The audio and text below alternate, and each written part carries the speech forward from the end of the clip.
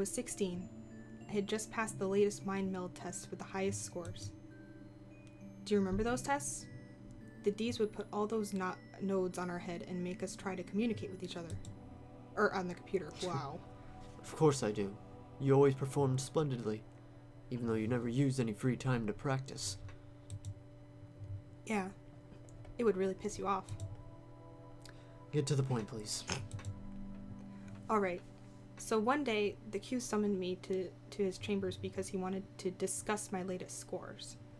I was on my way to see him when suddenly I was surrounded by several men wearing gas masks. Gas masks? Yeah. I didn't know what they were called at the time, either. To me, it just looked like a group of men wearing strange masks. This really is like Metal Gear Solid. They're all psycho mantises. They freaked me out. So I was about to tell a Gorgon to subdue them. Then they put a rag over my mouth, and after that I blacked out. The day that you vanished. Right. When I eventually woke up, I found myself in a metal room. My body felt strange, like it was lighter than usual. I had no idea where I was, but I saw a little window. When I looked outside, I thought I completely lost my mind. So what did you see?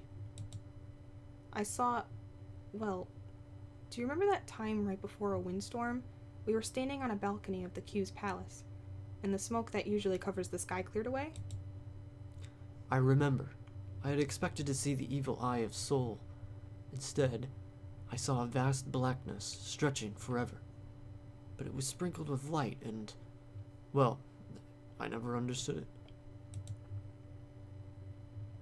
It was the fucking sun. Oh, they were stars. Yeah, I was gonna say. Oh, right, you said at nighttime, right? Yeah. Those were stars. And that's what I saw when I looked out my window.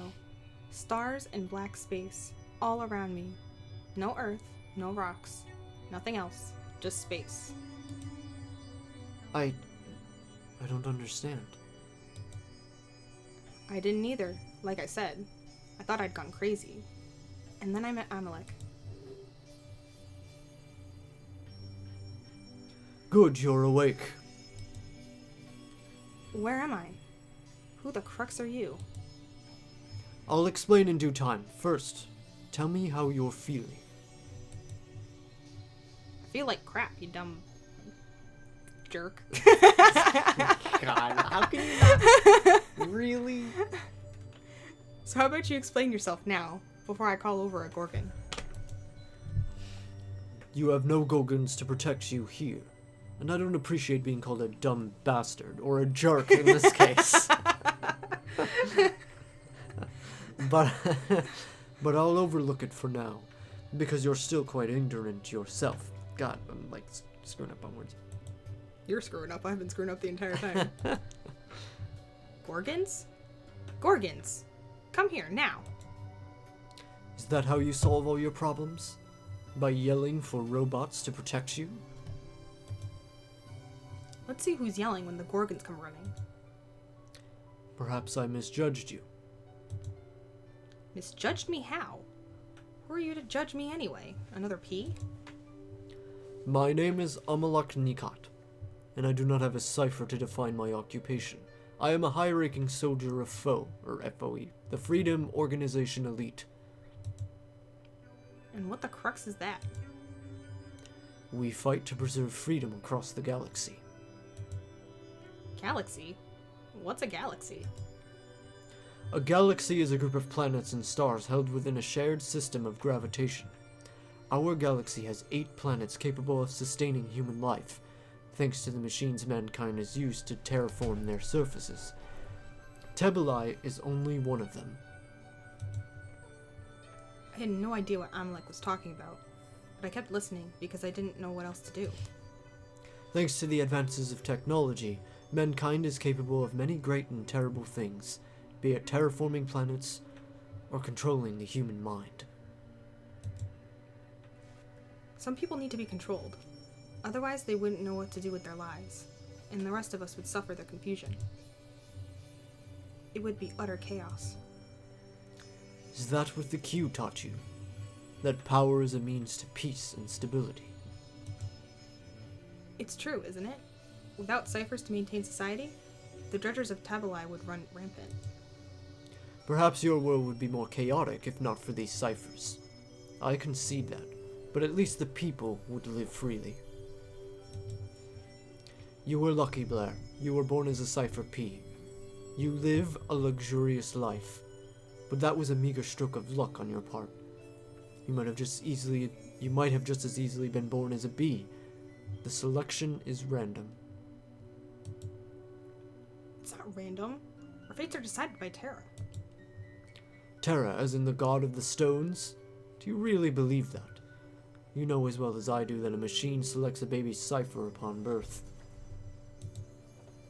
Does that machine share some sort of connection to the spirit you call Terra? I don't know. I don't care. That's just how it works. Anyone who defies his ordained purpose is under the evil influence of Soul and invites chaos. Normally I respect each individual's right to worship any deity, but you don't strike me as the religious type. I'm just serving my purpose. Your purpose as a Cipher P is to aid Archon with its ongoing enslavement of the people of Tabalai. Archon? Never heard of him. They're the human organization that is truly behind the system of ciphers in your society. Archon built the machines that choose ciphers for each newborn infant. Archon even chooses will reign as Q. Archon even chooses who will reign as Q. It doesn't say who. Oh, So they probably made a typo or forgot a word or Yeah. whatever. Archon even chooses who will reign as Q and tells him what to do.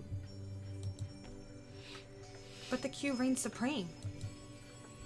His supremacy is only an illusion. Archon chose him as their puppet and uses him accordingly. The Q gladly does whatever they want in order to keep his throne and life of luxury.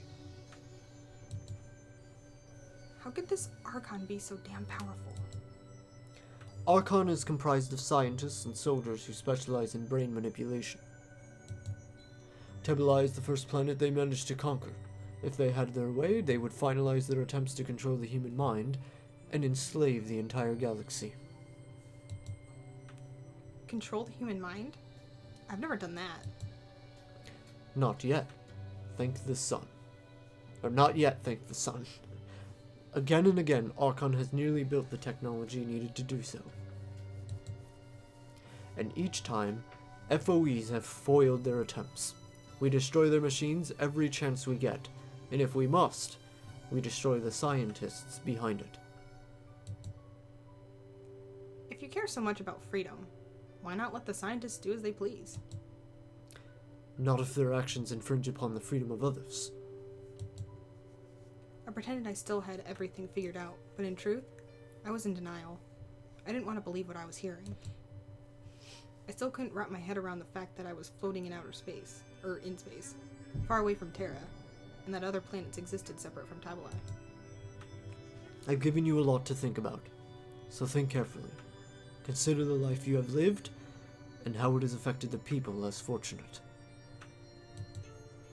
Your dictator, Delum Qualibus, I guess, seemed to consider you a talented individual. If that is true, imagine what you could accomplish if you used your abilities to fight against oppression. You imply you're giving me a choice? What happens if I refuse to join this freedom organization of yours? I haven't decided yet.